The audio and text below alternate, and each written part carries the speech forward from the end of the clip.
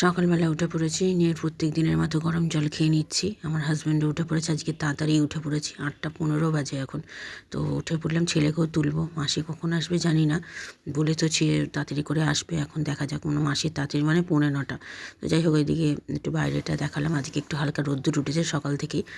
গিজারটাও চালিয়ে দিলাম। আমার হাজব্যান্ড তাড়াতাড়ি করে স্নান করে পুজো করবে, ছেলেকেও তুলে দেবো। জগন্নাথদেব উঠে পড়েছে, দেখতেই পাচ্ছেন। এই যে জগন্নাথদেব উঠে পড়েছে, আর ছেলেকে ডাকছি, উঠছে না। বুঝতেই পারছেন জেগে রয়েছে কিন্তু উঠছে না। নমস্কার, নতুন একটা ভিডিও নিয়ে চলে আসলাম। উঠে পড়েছি, ফ্রেশ হয়ে গেছি। দেখতে পেলেন সব গরম জল খাওয়া হয়ে গেছে। আমার হাজব্যান্ডেরও যে গরম জল খাওয়া হয়ে গেল। এখন মাসি কখন আসবে সেটাই চিন্তার বিষয়। তারপরে তো আমার হাজব্যান্ডের স্নান করে বেরোবে, ছেলেকে নিয়ে যাবে, যেহেতু 11টা থেকে ওদের যেমন রেজাল্টের সময় দিয়েছে, তো কালকে রাত্রি নোটিশ দিয়েছে। তো 10:50-এর মধ্যে ঢোকাতে বলেছে। তো 10:30টার মধ্যে বেরোবে বাড়ি থেকে, তার মধ্যে ঢুকে যাবে। তো ওর স্কুটি করেই যাবে আজকে। আমার গাড়ি করে আর পাঠাবো না, কারণ কি ওর গাড়ি করে গেলে ওর সময় লেগে যাবে। আর এমনি তো রেজাল্টের গার্জেনকে যেতেই হবে, তো তার জন্য আমার হাজব্যান্ডই যাবে সঙ্গে করে। তো আমার তো এখন চিন্তা হচ্ছে, ভীষণ চিন্তা হচ্ছে। যত সময় এগিয়ে আসছে তত চিন্তা হচ্ছে। ছেলের সবারই হচ্ছে, আমার ছেলের তো বেশি হচ্ছে, তারপরে আমার হচ্ছে। আমার হাজব্যান্ডের একটু কমই হয়। ও জানে ও পাশ করবে, আমি জানি পাশ করবে, কিন্তু তবুও চিন্তা তো হয়, বুঝতেই পারছেন। মা তো, চিন্তা তো থাকবেই। তো যাই হোক, এখন রান্না বলতে গেলে আজকে মাছটা বার করবো। এখন কাতলা মাছটা, যেটা গতদিনে বার করার কথা ছিল, সেটা বার করিনি। তো আজকে বার করবো, সেটা করবো, মাছের ঝোলটা করে ফেলবো। তো ছেলে, আমাদের 3 পিসই মাছ আছে, 3 পিসে 3 জনের জন্য হয়ে যাবে। আর সোয়াবিন আলুর তরকারি একটুখানি আছে। আমার হাজব্যান্ড বললো ভাত দিয়ে খাবে, ওর এত ভালো লেগেছে। সত্যিই খুব ভালো হয়েছিল, পুরো মাংসের মতো হয়েছিল। তো ঠিক আছে, চলুন। আর রাত্রির জন্য এখন আমি কিছু চিন্তা করতে পারছি না। এখন দেখা যাক কী হয় না হয়, সব কিছু ডিপেন্ড করছে মুডের ওপর। তো দেখা যাক কী হয়। তো ঠিক আছে, চলুন। আপাতত এখন আমি পরে রাখছি, পরে আসছি।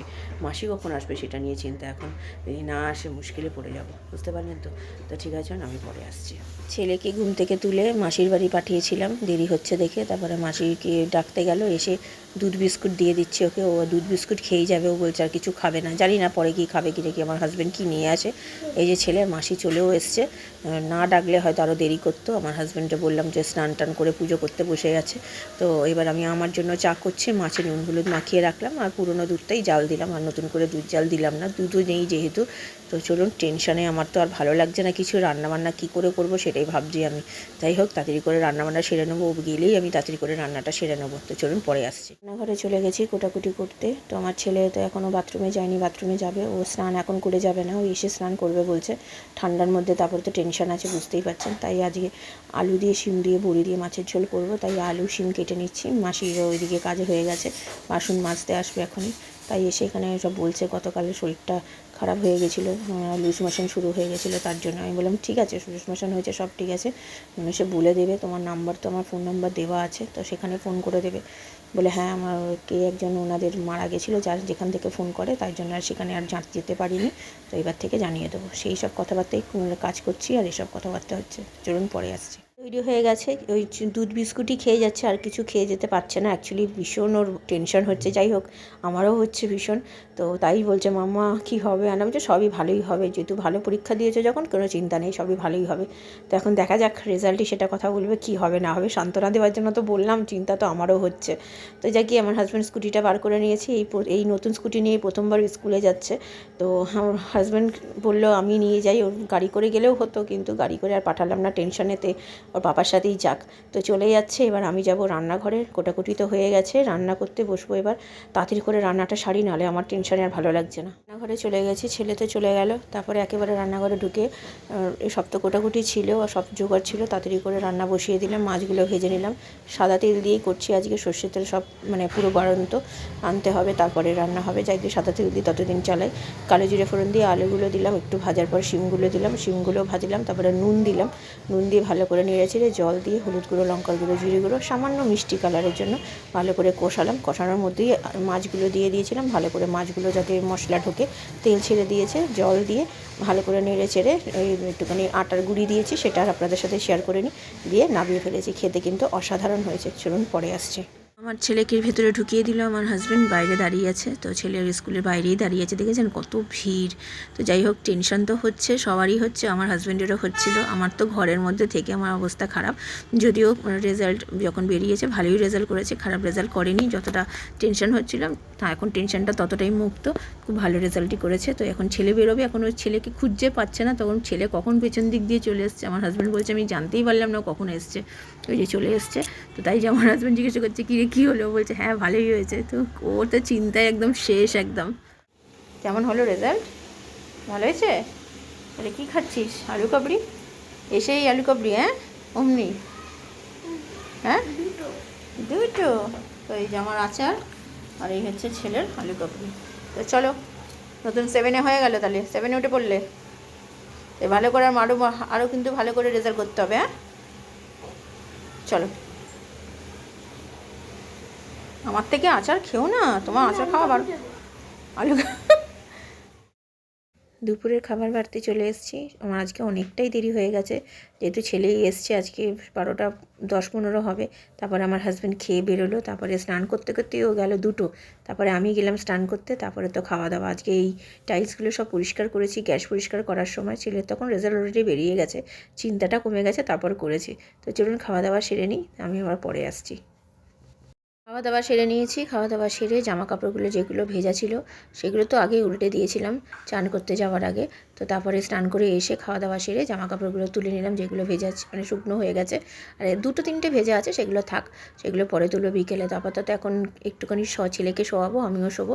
বিকেলে আজকে আমার স্টুডেন্ট পড়তে আসবে। গুড ইভিনিং, এখন বাজে 3:45। খাওয়া দাওয়া সেরে উঠেছি একটু আগে, তখন 3:20-25 নাগাদ খেয়ে দিয়ে উঠলাম। তো দেরি হয়ে গেছে, ছেলে তো আসলোই, তো তখন কটা বাজে, 12:30 বেজে গেছে। তারপরে আমার হাজব্যান্ডকে খেতে দিলাম, তারপরে তো আচার 12:10 না, ওই যাই হোক ওরকম টাইমে এসছে। তাও তো স্নান করে গেছে আমার হাজব্যান্ড, তাই পুজো টুজো করে গেছিলো বলে এসে খাওয়া দাওয়া করেই বেরিয়ে গেছে। আমার ছেলেকে বলেছিলাম স্নান করে যেতে, ছেলে তো স্নান করে যায়নি, টেনশনে জাস্ট এমনি চলে গেছে। তো যা গিয়ে রেজাল্ট মোটামুটি ভালোই করেছে, খারাপ করেনি। টেনশন তো ছিল, আমারও ছিল খুবই, জানি পাশ করবে, আমি যে বললাম না পাশ করবে জানি, কিন্তু ওই যে কি না একটা নাম্বারের ব্যাপার, নাম্বার খুব একটা খারাপ করেনি, ভালোই করেছে নাম্বার। ওই 50-60% নাম্বার রেখেছে, সব সাবজেক্টের কথাই বলছি। তো যা গিয়ে সেটার দিকে ভালোই আছে। তো ঠিক আছে চলুন, আপাতত এখন একটু আমি রেস্ট নেবো। ছেলে গেছে বাথরুমে, ও একটু শোবে। তো জামা কাপড় তো আমি সব দেখালাম, সব তুলে নিয়েছি, যে কয়েকটা ভেজা আছে সেটা পরে বিকেলে তুলবো। আজকে বিকেলবেলা মাসি আসবে কি আসবে না জানি না, মাসি তো গল্প শুনিয়ে দিয়ে গেল, ওনার লুজ মোশন নাকি এখনও ঠিক হয়নি, তবুও আমি ওষুধ দিয়ে দিয়েছি। তো দেখা যাক এখন কি করে। তো চলুন, আমি আবার পরে বিকেলে আসছি। আজকে থেকে আমার স্টুডেন্টও আসবে, আর স্টুডেন্টের রেজাল্টও বেরিয়ে গেছে, ও মোটামুটি ভালোভাবেই পাস করেছে। তো চলুন পরে আসছি।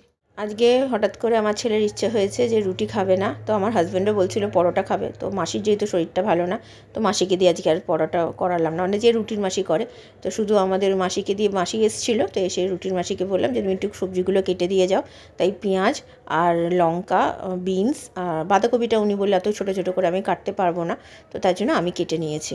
তো কেটে নিয়ে তারপরে আমি ওইটা মাখছি, ময়দা অল্প ছিল, ময়দা যা ছিল ঢেলে নিয়েছিলাম, ছেলেকে দিয়ে তারপর আনতে পাঠালাম পরে। এইটুকুনি ময়দা ছিল, এইটুকুনি ময়দাতে তো হবে না, কারণ ওই রাত্রিরের খাবার, যাই হোক 3-4টে করে তো সবাই খাবে, থাকলে হয়তো পরের দিন 2টো জল খাবারও হয়ে যাবে। তো একটুখানি ভালো করে মেখে রাখছি, লাস্ট যখন ভাজবো রাত্রিবেলা নুন দিয়ে ভাজবো। তো এটা খেতে খুব ভালো হয়, একদম পরোটার মতনই খেতে হয়। তো এখানে ছেলে সন্ধ্যে দিতেও বসে গেছে, আর আমার স্টুডেন্টও আজকেও আসলো না। ওর মা ফোন করে বললো হঠাৎ করে নাকি বিকেলবেলা ঘুম থেকে উঠে নাকি পেট ব্যথা করছে, আর কি বলবো। তো ঠিক আছে চলুন, সন্ধ্যে দেওয়া হয়ে গেছে। তো ছেলেকে ময়দা আনতে পাঠালাম, সেটা তো আগেই বলেছি। তো এনেছে, একটা থামস আপও এনেছে। তো একটু ময়দা দিয়ে মেখে রাখলাম, এটা গোলা রুটিটা করবো। তো ভাবলাম জামা কাপড়টা ভিজিয়ে দিই, ছেলের আন্টি যেহেতু আসবে। তো ছেলের আন্টি ফোন করলো, তো বললো যে একটু দেরি হবে আসতে, 8টা নাগাদ বাজবে। এখন যদিও 7:30টাও বাজেনি। তো এখন করে নিই, ঘরে গিয়ে লিপের তলায় গিয়ে একটু বসবো। চলুন পরে আসছি। রান্নাঘরে চলে এসেছি রাত্রিরের খাবারটা করতে, মানে গোলা রুটিটা বানাতে। তো আমার হাজব্যান্ড চলে এসেছে, আজকে তাড়াতাড়ি চলে এসেছে। তো এখানে করে নিলাম, মানে আমার আগে হাজব্যান্ডকে দিয়ে দিলাম, ওর প্রচণ্ড জোর খিদে পেয়ে গেছিলো। তারপরে আমার ছেলেকে করে দিয়েছি, তারপরে আমি করেছি। আমার করতে করতে অনেকটাই সময় লেগেছে, কিন্তু খেতে অসাধারণ হয়েছে। কিন্তু কেমন খেলি? ভালো লেগেছে? কী গো, তোমার কেমন লাগলো? ভালো হয়েছে? তাহলে কালকে স্কুল যাওয়ার আগে তাহলে খেয়ে যাস, করে দেবো গরম গরম। স্কুল যাবো না। মা যেতে তো হবে, স্কুলে ডেকেছে, যেতে হবে না, এই কী কথাবার্তা? যেতে তো হবে বাবা। কেন? চুলকাতে এমন চুলকেছিস, চোখ ব্যথা করে দিয়েছিস? ইরে বাবা রে, এটা আবার কী ধরনের চোখ চুলকানো রে? হ্যাঁ, কী বললো আন্টি রেজাল্ট দেখে? ভালো। তা চলো, আবার নতুন ক্লাসের পড়া শুরু করতে হবে তো। কদিন একটু ছুটি ফুটি নিয়ে নাও, ছুটি খেয়ে নাও। কালকে পড়তে হবে কিন্তু, কালকে পড়াশোনা আছে। তারপর ঠিক আছে? এখন 11টা বাজে, তো শোবে তো নাকি? আর দুপুরবেলাতে তুই ঘুমিয়েছো, অসুবিধা নেই, ঠিক আছে। কালকে কিন্তু তাড়াতাড়ি করে উঠতে হবে। কালকে কিন্তু স্নান করে যাবে। না বাবা, কালকে স্নান করে যাবে, নাহলে অনেক বেলা হয়ে যাবে বাবা এসে, ঠিক আছে? রাত্রিরে খাওয়া দাওয়া তো হয়ে গেছে। আমি তো 11টা নাগাদ খেলাম, খেয়ে দিয়ে উঠলাম। তো খুব ভালো খেয়েছি, মানে অনেক দিন পর করলাম তো, তো খুব ভালো লেগেছে খেতে। সবাই বেশ সুন্দরভাবে তৃপ্তি করে খেয়েছি। তাও রয়ে গেছে কিছুটা, কালকে তো স্কুলে যাবে ছেলে, তো ভাবছি কালকে ছেলেকে করে দেবো, আমার হাজব্যান্ডকেও পাতলা করে দেবো। কয়েকটা হবে, হয়তো বেশি হবে না, 4-5টা হবে। আমরা সবাই মিলে জলখাবারে খেয়ে নেবো, করে দেবো। তো ওরা খেয়ে চলে যাবে। তারপরে কালকের জন্য পনির এনেছে, তারপরে মাটন এনেছে, সব ধুয়ে রেখে দিয়েছি। মাটনটা করবো হচ্ছে পরশুদিন। কালকে পনিরের তরকারি করব, মানে দুবেলার জন্যই করবো। রাত্রে রুটি খাবো আর সকালে ভাত দিয়ে খাবো। আমার হাজব্যান্ড আবার পনির খায় না, তার জন্য দেখি ওর জন্য একটু আলু ভেজে দিতে হবে। তো ঠিক আছে, আমি ভিডিও তাহলে আরবারও করছি না। ভালো লাগলে লাইক শেয়ার সাবস্ক্রাইব করবেন। কালকে নতুন একটা ভিডিও নিয়ে চলে আসবো। আপনারা ভালো থাকবেন, সুস্থ থাকবেন। নমস্কার।